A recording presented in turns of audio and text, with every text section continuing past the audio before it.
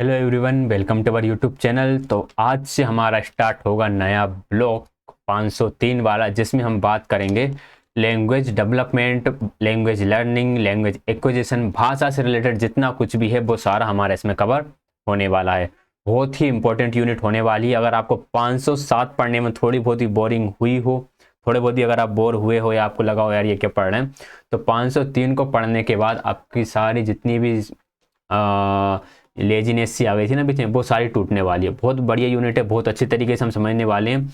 और अब वीडियोस भी थोड़ी सी बड़ी होने वाली हैं, क्योंकि चीज़ें ऐसी हैं कि हम उन्हें अब स्किप नहीं कर सकते। ठीक, लैंग्वेज की बात करें तो लैंग्वेज से DSSS भी हो या आपका कोई भी गवर्नमेंट एग्जाम हो जिसमें भी लैंग्वेज पेडागोजी आती है या सब्जेक्ट पेडागोजी आती है, वहाँ पर लैंग्वेज से क्वेश्चंस आता ही आता है।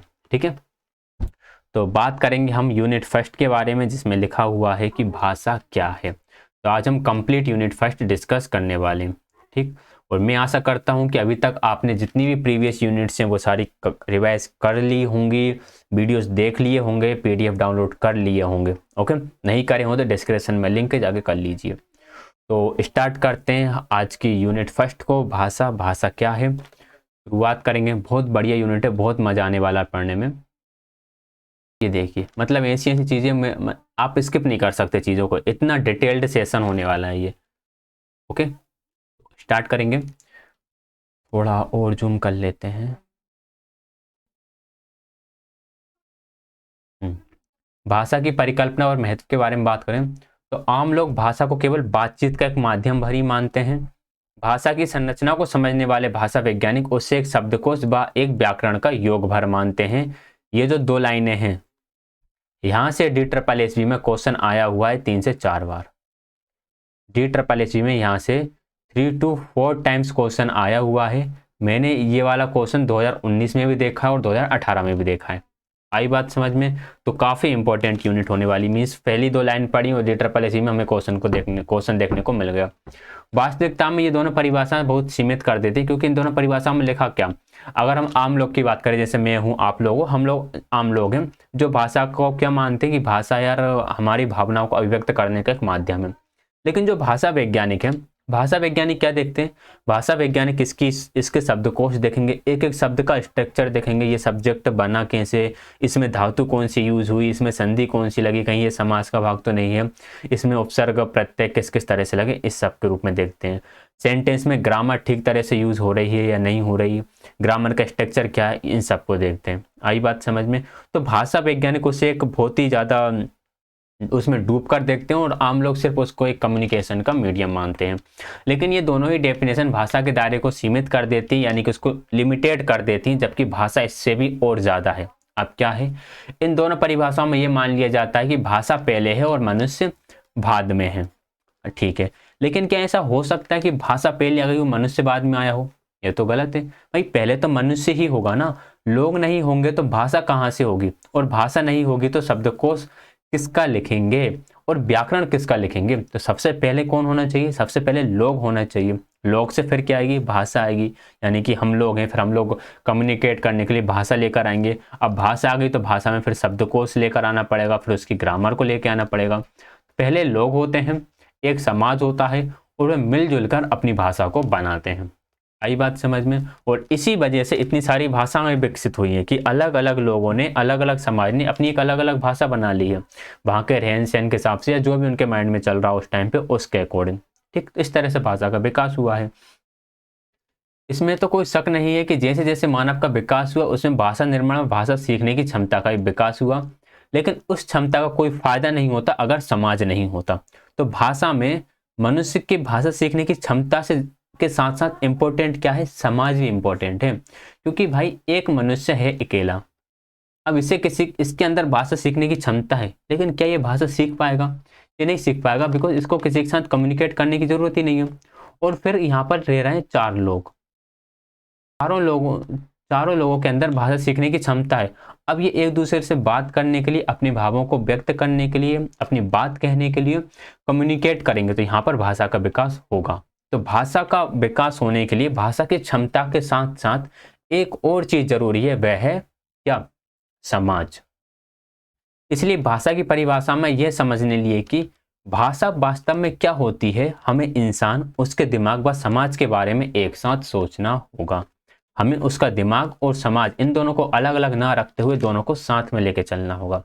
सबसे पहले भाषा एक इंसान की पहचान होती है, बिल्कुल ठीक बात है। हम भाषा से समझ जाते हैं कि ये इंसान कहाँ का है।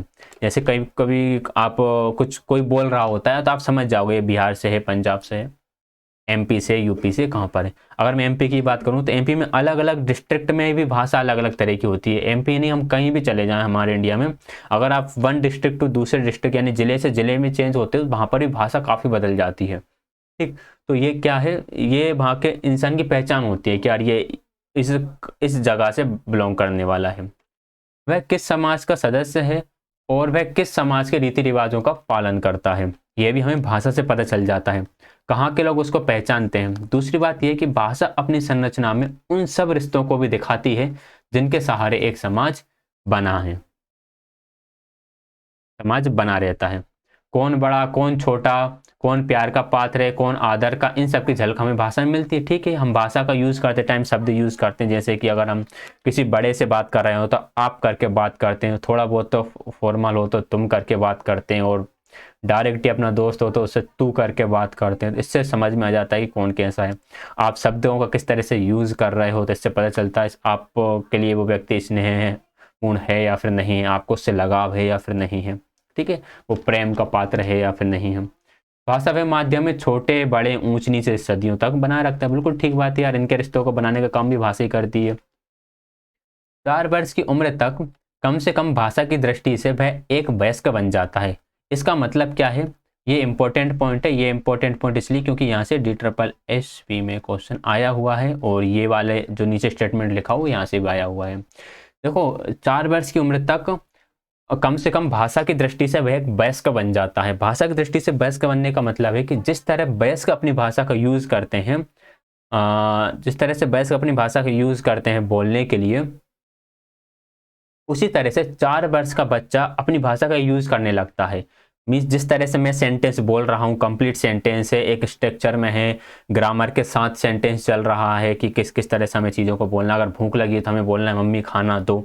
इस तरह के सेंटेंस 4 वर्ष का बच्चा बोलने लगता है। तो 4 वर्ष तक का बच्चा एक आधारभूत शब्दावली और भाषा संरचना के कुछ नियमों को सीख जाता है।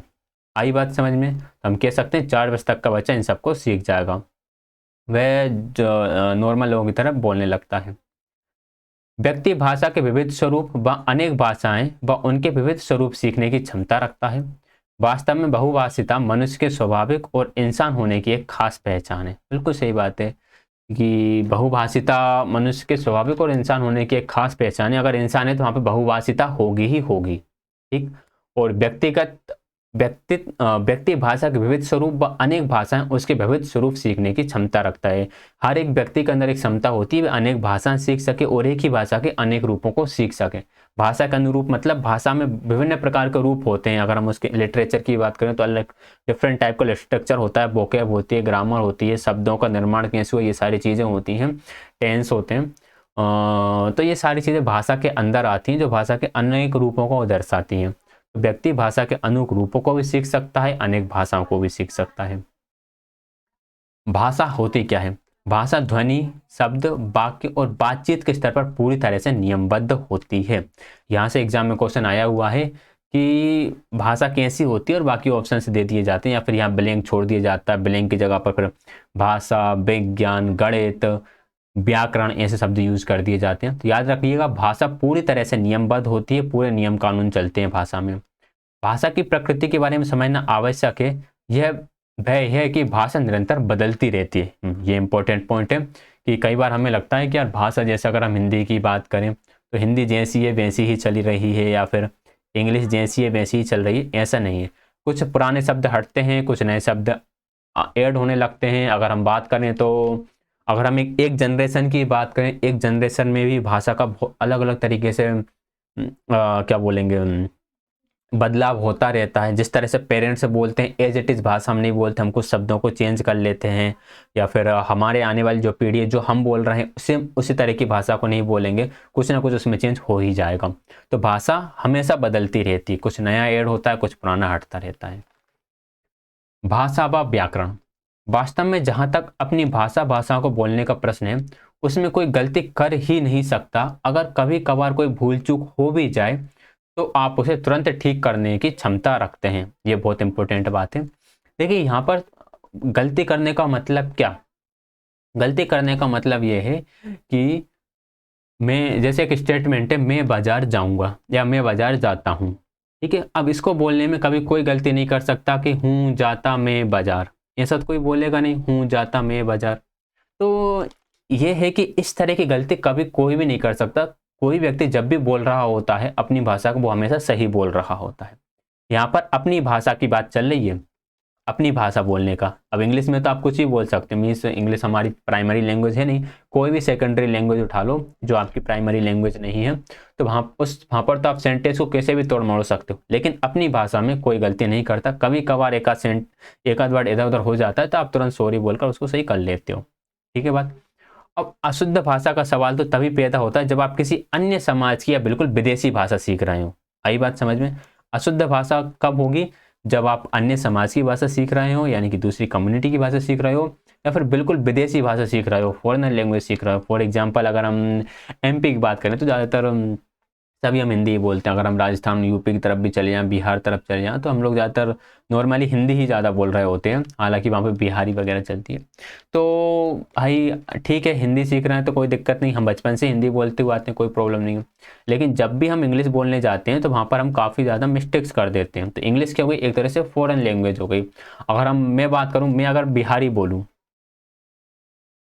मैं तो यहाँ पर मैं थोड़ी बहुत मिस्टेक कर सकता हूँ। क्यों? क्योंकि एक अलग समाज की भाषा हो गई और इंग्लिश एक अलग देश की भाषा हो गई। ये इसने पूरी कंट्री को ही चेंज कर दिया। ठीक है। या तब पैदा होता है जब आप भाषा किसी रूप विशेष को मानकीकृत मान लें, उससे जुड़े हुए स्वरूप बोली दोहराती का नाम दे दें। ठीक है। हर भाषा व्याकरण युक्त होती है, ये इंपॉर्टेंट बात है। हर भाषा जो बोली जाती है या कही जा सकती है उसे वो व्याकरण युक्त होती है। ध्वनि संरचना की बात करें तो ध्वनि संरचना से बहुत ही क्वेश्चंस आए हुए हैं। यहाँ से ही क्वेश्चन आता है कि अंग्रेजी में स्वर कितने होते हैं, 5। लेकिन ये 5 स्वर कितने वोवल साउंड करते हैं, 11। व्यंजन कितने होते हैं, 21। कितना साउंड करते हैं, 24। टोटल साउंड कितने होते हैं, 43। हिंदी में ये 10, ये 44 और टोटल होते हैं 43। ठीक है। हिंदी में स्वर शायद 10 या 11 होते हैं और बाकी फिर आपके व्यंजन हो जाएंगे शायद 30 या 33, 35 के आसपास होते हैं। मुझे एग्जैक्ट याद नहीं है, हिंदी की वर्णमाला याद है बट ऐसे मुझे याद नहीं है। ये वे ध्वनियाँ नहीं है जो अक्सर वर्णमाला में लिखी जाती हैं। ये अंग्रेजी व हिंदी की सार्थक ध्वनियाँ हैं, यानी कि इनके प्रयोग करने से पहले शब्दों के अर्थ बदल जाते हैं। हाँ, इनके योग करने शब्दों का अर्थ बिल्कुल बदल जाएंगे। अगर आप ध्वनियों की ही बात करें, अगर हम अलग अलग एक ही शब्द को दो तरह से बोलेंगे तो उसके अलग अलग मीनिंग निकल जाएंगे। जैसे यहाँ पे लिखा हुआ है कि यहाँ पर एक वर्ड है फिल, और ये फिल, और ये फिल, और ये फील। ये क्या है, फील है, और ये क्या है आपका फिल है। तो यहाँ पर फिल एंड फील करने पर ही कितना ज़्यादा अंतर बदल गया। मिल एंड मील दोनों में, मीन्स अगर ध्वनि हमने चेंज कर दी, यहाँ पे मिल था और यहाँ पर मील है, एक एक कारण ध्वनियों को चेंज कर दिया तो शब्दों के अर्थ बदल गए। ये और भी वर्ड्स लिखे हुए हैं। ध्वनियों को सजाने के कुछ नियम हैं जो हर व्यक्ति अपनी ध्वनि के बारे में जानता है, स्वयं सीख लेता है, वह भी 4-5 साल की आयु में ही। कुछ नियम होते हैं ध्वनियों को ऑर्गेनाइज करने के, और वह भी व्यक्ति 4-5 साल की उम्र तक सीख जाता है। ये जो नियम है, यहाँ से DSSB में जो क्वेश्चन आया हुआ है, एक बार आया हुआ है। ध्वनियों के कौन कौन से नियम है, ऐसा करके एक बार DSSB में शायद 2019 में ही ये क्वेश्चन आया हुआ है, और ये DOE में आया हुआ है। एक नियम 1 है और एक है आपका नियम 2। नियम 1 क्या है, यदि शब्द के आरंभ में 2 व्यंजन हो तो पहला पा हो और दूसरा केवल या, रा, ला, वा ही हो सकता है। मतलब कि शब्द के प्रारंभ में 2 व्यंजन हैं, पहला पा है तो दूसरा या तो या होगा, या फिर रा होगा, या ला होगा, या फिर बा होगा। जैसे यहाँ पर लिखा हुआ है, ये क्या लिखा है, प्रताप। पहला पा है तो दूसरा क्या होना चाहिए, या होना चाहिए। पहला पा है तो दूसरा या। देखो एक मैं बता देता हूँ, एक वर्ड है प्यार, पहला पा है तो दूसरा या हो गया और रा हो गया। एक को लिख लेते हैं हम, प्याज। और भी हम बहुत सारे ऐसे वर्ड से बता सकते हैं, पराया। ठीक है, पहला पा है तो दूसरा रा है। फल, ऐसे और भी हो सकते हैं, हो सकता है आपको ऐसा वर्ड मिल जाए जो ना हो, बट ये नियम के अकॉर्डिंग बता रहा हूँ कि पहला अगर पा है तो दूसरा या रा ला वा ही हो सकता है। ये ध्वनि का पहला नियम है। दूसरा नियम क्या बोलते हैं कि किसी की भी शब्द के आरंभ में स्वर ध्वनि आने से पहले 4 या उससे अधिक व्यंजन नहीं हो सकते। स्वर के आने से पहले 4 या उससे अधिक व्यंजन नहीं हो सकते। जैसे अगर हम यहाँ पर बात करें तो हिंदी में स्वर आने से पहले 4 व्यंजन नहीं हो सकते। एक मिनट, यहाँ पे एग्जाम्पल नहीं दिया है, बट चलो याद रख लेते हैं कि स्वर ध्वनि आने से पहले 4 व्यंजन हो सकते हैं, 4 से ज़्यादा व्यंजन नहीं हो सकते हैं। अच्छा, ये शायद वर्ड था एक, साइकोलॉजी। साइकोलॉजी, यहाँ पर वॉवेल्स कहाँ पर आया, यहाँ पर वॉवेल्स आया ये 1 2 3 4, यहाँ पे 5 वर्ड थे। PSY CHO LOG। और देख लेते हैं, ज़रा पढ़ लेते हैं इसको, क्योंकि ये चीज़ हमें समझ में आना ज़रूरी है। हाँ, इसी की बात कर लेते हैं हम, स्मृति की। स्मृति कैसे बना है? स्मृति में सा आधा है, फिर माँ है, आ है, फिर आधा रा है, फिर ई है, और फिर ता है, और फिर आ है। तो वोवेल्स एक यहाँ पर आया आ, इससे पहले कितने व्यंजन आए? 2 व्यंजन आए, ठीक है।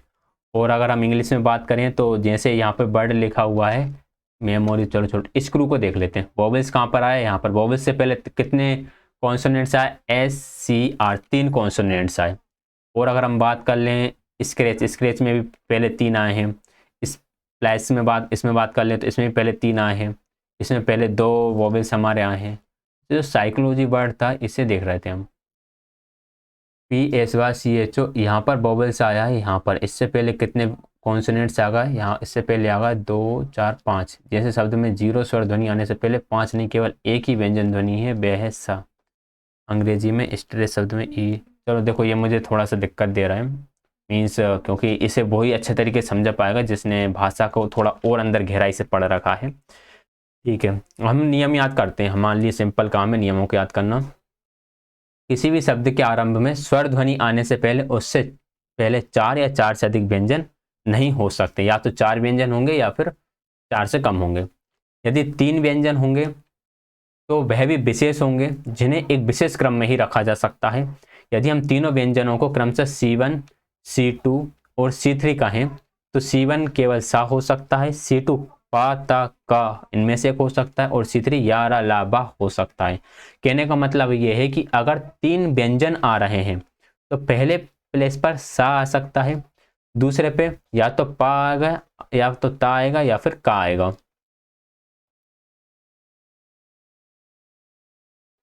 तीसरे पे क्या आ सकते हैं? पा, ता, या फिर का। और जो चौथा प्लेस रहेगा, चौथे प्लेस पर हमारा या तो या आ सकता है, रा आ सकता है, ला आ सकता है, या फिर बा आ सकता है। ठीक है, ये कहने का मतलब है सेकंड नियम का। तो दोनों नियमों को हम एक बार और अच्छी तरीके से देख लेते हैं कि दोनों नियमों में आखिर बोला क्या है। पहले ये बोला था कि यदि शब्द के आरंभ में 2 व्यंजन हो तो पहला पा होगा और दूसरा या रा ला बा होगा। और दूसरा नियम यह बोलता है कि किसी भी स्वर ध्वनि के आने से पहले उससे पहले सिर्फ 4 व्यंजन आ सकते हैं, इससे अधिक नहीं आ सकते।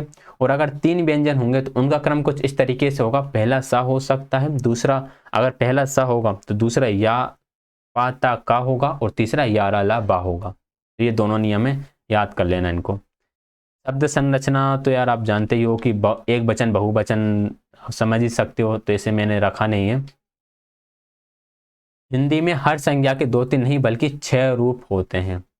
कर्ता ने, कर्ता, ये सब कुछ होता है ना, कर्ता, कर्म, कर्ता ने कर्म को करण से, अप्रदान के लिए, संप्रदान में, पर ये सब आपने पढ़ा होगा। तो इस तरह से हम कहते हैं 6 रूप होते हैं। वाक्य संरचना और बाकी कितने से कितने प्रकार हो सकते हैं, जैसे लड़की खेल रही है, लड़कियां खेल रही हैं, लड़की ने खाना खाया, लड़कियों ने खाना खाया। तो देखो, पहले लड़की है, फिर लड़कियों हैं। चलो, ये तो लड़की है, फिर लड़कियों हो गई। ऐसे लड़के, लड़के, लड़कों। तो ऐसी चीज़ें होती हैं कि शब्द अलग अलग तरह से हमारे बदल जाते हैं। नियम यह है कि यदि कर्ता के आगे विभक्ति आएगी तो क्रिया कर्म के अनुसार बदल जाएगी। चलो, ये नियम पढ़ लेना। ये बाकी संरचना में नियम है कि कर्ता के आगे विभक्ति आएगी तो क्रिया कर्म के अनुसार बदल जाएगी। इतना ज़्यादा मैंने डेप्थ में हिंदी नहीं पढ़ा है कि मैं आपको ये विभक्ति समझा सकूं, बट ठीक है, नियम याद रख लेना आप।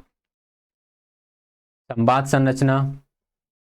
संवाद संरचना क्या है? संवाद का एक नियम है कि जब व्यक्ति बात कर रहा हो तो दूसरे को उस बात बीच में नहीं काटना चाहिए। बिल्कुल ठीक बात यार, बोल रहा है तो बीच में बात मत काटो, काटोगे दिक्कतें समझ में नहीं आएगा। वह, उसने, पर, और, क्योंकि, इसलिए आदि ऐसे शब्द हैं जिनके बिना संवाद की कल्पना नहीं की जा सकती। ये ऐसे क्वेश्चंस बनकर आ जाते हैं कि भाई ये ऐसे शब्द हैं जो बार बार यूज होते ही हैं हमारे बोलते टाइम पर। वह, उसने, पर, क्योंकि, इसलिए शब्द आते ही रहते हैं। ऐसे शब्दों के बिना कैसे आप कर पाओगे डिस्कशन। विचारों के एक स्तर पर एक संवाद तभी सार्थक होता है जब उसमें आज शब्द एक विशेष क्रम हो। ठीक है, जैसे क्रम टूटेगा वह पूरा संवाद एक निरर्थक जाल भल रह जाएगा। एक क्रम का मतलब वही है, मैं बाजार जाता हूँ का हूँ जाता मैं बाजार कर दूंगा तो वो सब गड़बड़ हो जाएगा। कक्षा कक्ष में बच्चों से किसी विषय पर वाद विवाद करना, भाषण दिलवाना, दूसरे बच्चों को वक्ता से प्रश्न पूछने आदि ऐसे अभ्यास है जिनसे ये सीख सकते हैं कि दूसरों को कैसे संवाद किया जाना चाहिए। ये कुछ यहाँ पर स्ट्रेटेजीज बताई हुई हैं कि वाद विवाद कराओ, भाषण कराओ, इनसे बच्चे सीखेंगे कि कैसे हमें बोलना चाहिए।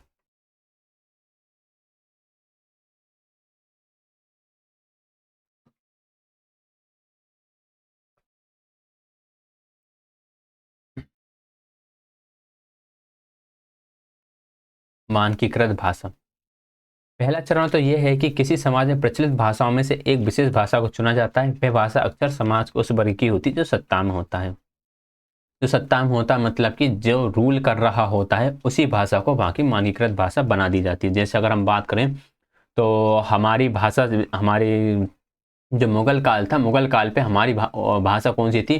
शायद फारसी हमारी ऑफिशियल लैंग्वेज थी। फिर अंग्रेज आए, अंग्रेजों ने ऑफिशियल लैंग्वेज फारसी से चेंज करके इंग्लिश कर दी। तो ये क्यों हुआ? क्योंकि जो सत्ता में था वो अपनी ऑफिशियल लैंग्वेज बनाता जा रहा था। ठीक, फिर देश आज़ाद हुआ। देश आज़ाद होने के बाद एक बहुत बड़ी दिक्कत आ गई, हर जगह हिंदी बोली नहीं जाती थी।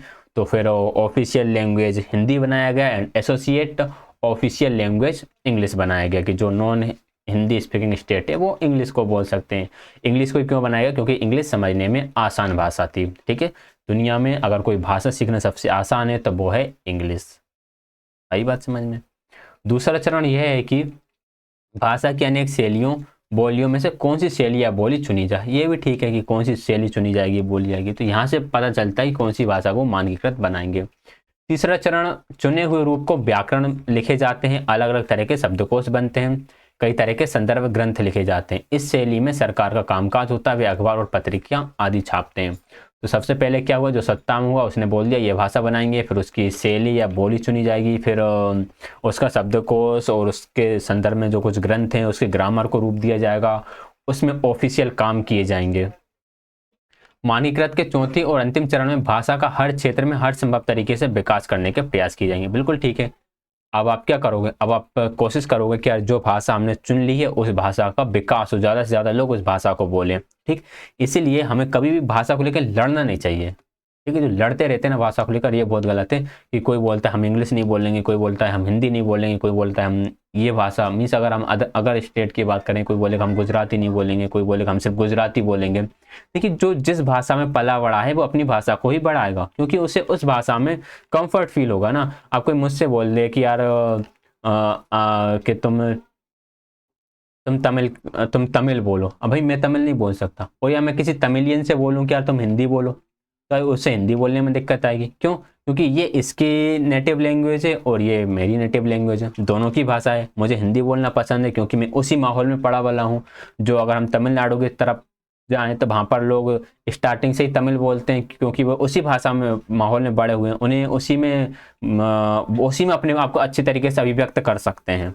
ठीक, तो भाषा को लेकर लड़ना ये समझ लो कि बहुत ही वाहियात सा काम है। ये समझ लो कि यार आप जानवरों जैसे हो, कि आप जैसे जानवर लड़ते रहते हैं ना एक दूसरे से बिना मतलब के लड़ रहे हैं, उसी तरह का ये है कि आप भाषा के लिए लड़ रहे हो, मतलब बिना मतलब के लिए लड़ रहे हो। आपको बस कुछ नहीं है, आप फ्री बैठे हुए तो आपको दूसरे का सिर फोड़ना है, तो कुछ नहीं, चलो भाषा के लिए लड़ते हैं। मानकीकरण की इस चरण सीमा में एक ही व्याकरण या एक ही शब्दकोश नहीं होता, बल्कि उस भाषा के अनेक व्याकरण, अनेक शब्दकोश बन जाते हैं। बिल्कुल ठीक बात है। वास्तव में हर विषय का अपना शब्दकोश अलग से लिखा जाने लगता है। मानकीकरण की प्रक्रिया सामाजिक शोषण की प्रक्रिया से जुड़ी हुई है। होता यह है कि किसी भी समाज में प्रचलित अनेक भाषाओं में से किसी एक को चुन लिया जाता है। यह चुनाव ज्यादातर इस तौर पर होता है कि कौन ताकतवर है, किसके पास धन है, किसके पास राजनीतिक सत्ता है। बिल्कुल सही बात है। जैसे अगर हम स्टेट डिवीजन की बात करें तो जो तेलंगाना को अलग किया गया था आंध्र प्रदेश से, उसका मेन रीजन यही था कि तेलुगु भाषी लोग जो थे उन्हें उनका हक नहीं मिल पा रहा था। तो कई बार हमें भाषा के आधार पर, और इवन डिवीजन जो है भाषा के आधार पर होना एक तरह से सही भी है, क्योंकि एक कम्युनिटी में जब एक भाषा को बोलने वाले लोग रहेंगे तो वो एक दूसरे की बात को अच्छी तरीके से समझ पाएंगे, और जो भी सत्ता में होगा वह भी लोगों की बात को समझ पाएगा। आई बात समझ में? ये ठीक भी है कई तरीके से, और हर चीज़ कुछ तरह से ठीक होती है, कुछ तरह से अलग भी होती है। बहुत सारी चीज़ें डिपेंड करती हैं। जैसे अगर हम गुजरात एंड महाराष्ट्र जो अलग हुए थे, शायद 1955 में अलग हुआ था, गुजरात को अलग बनाया, फिर महाराष्ट्र अलग बनाया, तो वो बहुत सही था, क्योंकि वहाँ गुजराती बोलने वाले थे, महाराष्ट्र में मराठी बोलने वाले थे, दोनों का कम्युनिकेशन ही सही से नहीं हो पा रहा था। मान लो सत्ता में कोई गुजराती आ गया तो मराठियों को दिक्कत, मराठी आ गया तो गुजरातियों को दिक्कत। इसलिए दो अलग स्टेट है, ठीक है कि आप गुजरात में करो, आप मराठी में अपना शासन करो, तो ये सही भी है। भाषा के मनोवैज्ञानिक पक्ष। भाषा का इंसान के दिमाग से कोई ना कोई गहरा संबंध जरूर है। सिर के किसी खास हिस्से में चोट लगने पर तब तो ठीक रहता है, लेकिन भाषा कई बार विचलित हो जाती है। कभी समझ आना बंद हो जाता है, कभी बोलना अस्थिर हो जाता है, कभी शब्द निर्माण की प्रक्रिया में परेशानी होती है, तो कभी वाक्य बनाने में उलझन हो जाती है। तो हम ये कह सकते हैं कि मनुष्य का जो ब्रेन है, ब्रेन से भाषा का बहुत अच्छा कनेक्शन है। दिमाग में कई बार चोट लगने से हो सकता है हाथ पैर सब पूरी बॉडी सही तरीके से काम कर रही हो, बट आपकी लैंग्वेज वहां पर इफेक्ट हो रही हो, लैंग्वेज पर प्रभाव पड़ रहा हो।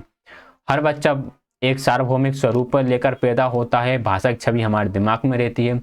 संसार की सही भाषाओं में संज्ञा, क्रिया, विशेषण शब्दों के युग समूह पाए जाते हैं। याद रखिएगा, हर भाषाओं में संज्ञा, क्रिया, विशेषण जैसे शब्द पाए जाएंगे। सभी में कर्ता कर्म रहेगा, सभी में विशेषण, संज्ञा सब कुछ रहेगा। यह भी सच है कि संसार का हर बच्चा 3-4 साल की उम्र तक अपनी आसपास बोलने वाली सभी भाषाओं को सीख लेता है। ठीक, जैसा कि हमने पहले भी देख चुके इस बात को। भाषा की संरचना नियमित होती है, नियमबद्ध होती है, सुव्यवस्थित होती है, जटिल होती है। यदि हम सार्वभौमिक व्याकरण की कल्पना नहीं करते तो भाषा इतनी सरलता से, इतने स्वाभाविक रूप से, इतनी कम उम्र में सीखा जाना संभव नहीं होता। यह है सार्वभौमिक ग्रामर, मतलब यूनिवर्सल ग्रामर। यूनिवर्सल ग्रामर को किसने दिया था? नोम चॉम्स्की ने इसकी बात की थी कि एक यूनिवर्सल ग्रामर है जिसके माध्यम से हम भाषा को सीख लेते हैं। कि यूनिवर्सल ग्रामर का मतलब कि आप हर एक लैंग्वेज उठा लो, एक उसमें कर्ता होगा, एक क्रिया होगी, एक कर्म होगी, सहायक क्रिया होंगी, इस तरह से का स्ट्रक्चर हर एक भाषा में देखने को मिलता है, जिसे हम यूनिवर्सल ग्रामर बोलेंगे। और इनका एक ऑर्डर होता है कि इसी क्रम में अरेंज होंगे। यही है हमारा यूनिवर्सल ग्रामर। हो सकता है कि इनको अरेंज करने का जो सीक्वेंस है वो आगे पीछे हो जाए। ठीक, जैसे अगर हम इंग्लिश की बात करें तो इंग्लिश में पहले क्या आता है? इंग्लिश में पहले कर्ता सब्जेक्ट आएगा, फिर वर्ब आएगी, फिर ऑब्जेक्ट आएगा। हिंदी में थोड़ा सा चेंज हो जाता है इनका स्ट्रक्चर। अदर लैंग्वेज की बात करें तो उनमें थोड़ा और चेंज हो जाएगा। बच्चे अपनी भाषा में कभी कोई गलती नहीं करते। यदि करते हैं तो उनके मुंह से कोई गलत वाक्य निकल जाए तो वे तुरंत सुधार लेते हैं। बाकी के स्तर पर भी छोटे बच्चे शुरू शुरू में जटिल वाक्य नहीं बोल पाते। अपनी बात कहने में बहुत से शब्दों का उपयोग नहीं करते जिनके बिना काम चल जाता है। जैसे स्कूल जाना है को वो डायरेक्ट ये बोल देते हैं कूल जाना, तो अपन समझ जाते हैं हाँ स्कूल जाना है बच्चे। हालांकि ऐसा बहुत ही कम होता है कि बच्चा खुद बोले कि मुझे स्कूल जाना है। बच्चे एक जन्मजात भाषाई क्षमता को लेकर पैदा होते हैं, ये भी चॉम्स्की ने ही बोला है। और सामाजिक परिवेश में आते ही वह जटिल भाषा के रूप में खिल उठती है। मतलब भाषा बोलने की हमारे अंदर जन्मजात क्षमता होती है। इस जन्मजात क्षमता में एक सार्वभौमिक व्याकरण की छवि रहती है, और भाषा सीखने की यात्रा में बच्चे एक पूरे विविध पड़ावों की लड़ी से गुजरता है। पूर्व विदित मतलब जो पहले से फिक्स है, इनके पड़ावों से वह गुजरेगा। काफी बड़ी यूनिट होने वाली है, पता नहीं कितनी देर से एक क्लास चल रही है।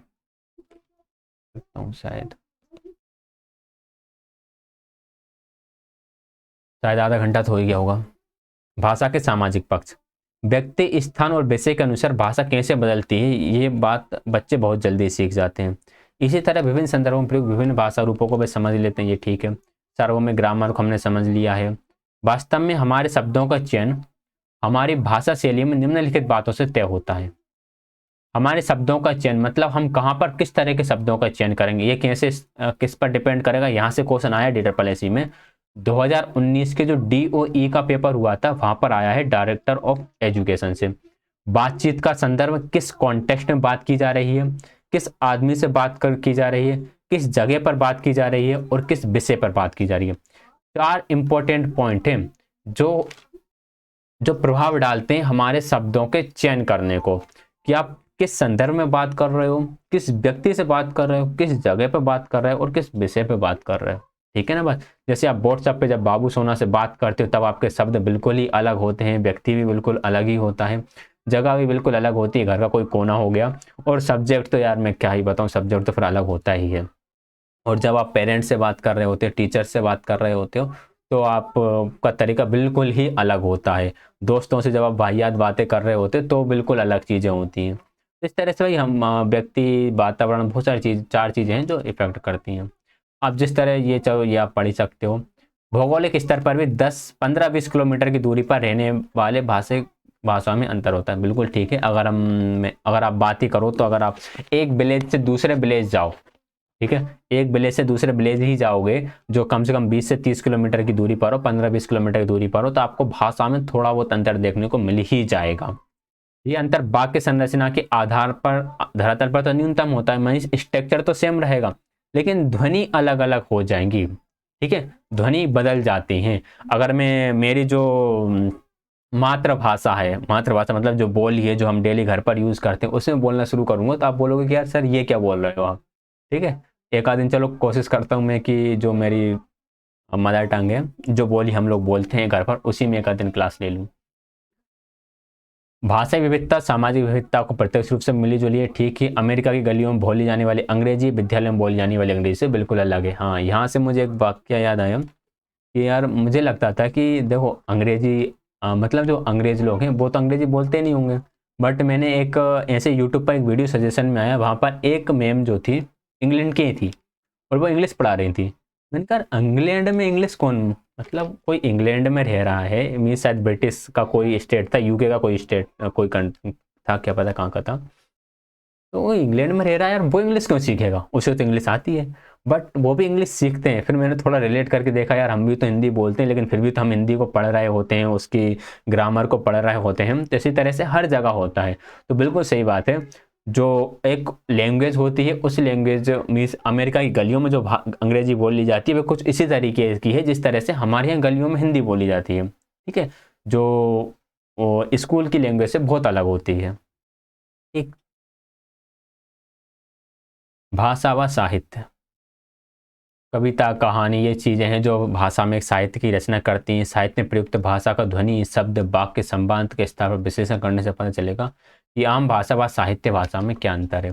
तो आम भाषा व साहित्य भाषा में अंतर जानने के लिए आपको साहित्य में प्रयुक्त भाषा का ध्वनि, शब्द और वाक्य के स्तर पर उसका विश्लेषण करना होगा।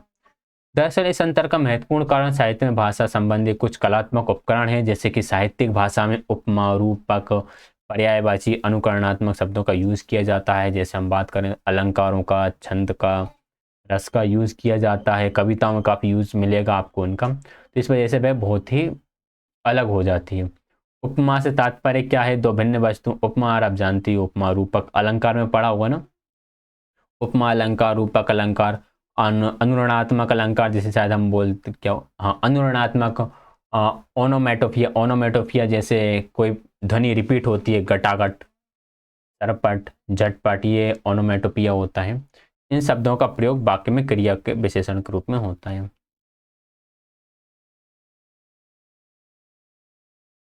भाषा में प्रवीणता, कोई व्यक्ति किसी भाषा में प्रवीण हो गया है, इस बात के 2 पक्ष हैं। पहला तो ये कि 4 साल की उम्र तक वह भाषा का यूज करना सीख गया, और दूसरा ये है कि आप कभी भी किसी भी भाषा में पूर्ण या प्रवीण हो ही नहीं सकते। ये बात भी बिल्कुल सही है। भाषा ही नहीं, अगर मैं किसी भी सब्जेक्ट की बात करूं, आप किसी सब्जेक्ट में कभी भी महारत हासिल नहीं कर सकते। आप ये नहीं कह सकते कि मैंने इस सब्जेक्ट को पूरा पढ़ लिया है, क्योंकि किसी भी सब्जेक्ट की लर्निंग कभी ख़त्म हो ही नहीं सकती। आप इवन एक टॉपिक को भी कभी ये नहीं कह सकते कि मैंने इस टॉपिक के बारे में सब कुछ आता है मुझे, क्योंकि उस टॉपिक पर भी रिसर्च चल रही है। भाषा सीखने की दो प्रमुख परिस्थितियां मानी जाती हैं। एक तो स्वाभाविक परिस्थिति होती है और एक औपचारिक होती है। स्वाभाविक मतलब हम इसे बोलते हैं कि लैंग्वेज एक्विजिशन, लैंग्वेज को एक्वायर कर लेते हो आप, और औपचारिक में आप लैंग्वेज को लर्न करते हो। आप स्वाभाविक में हम बात करें, घर में रहते रहते बच्चा भाषा बोलना सीख जाता है, और औपचारिक जब वह स्कूल जाकर उसी भाषा को सीखता है। ये पॉइंट जस्ट ऐसा ही है पढ़ने के लिए, आप पढ़ लेना इनको। यहाँ पे बस यही लिखा हुआ है कि यार मतलब हम स्कूल में बच्चों, घर पर बच्चों को बिल्कुल भाषा का माहौल नहीं देता, सब बोलते रहते हैं, वो इनको देख देख कर ही बोलना सीख जाता है। लेकिन स्कूल में इतना अच्छा माहौल मिलता है, टीचर मिलते हैं, बुक्स मिलती है, उसके बाद ही बच्चा भाषा को नहीं सीख पाता है। तो उसके बारे में वहाँ पर डिस्कशन किया हुआ है।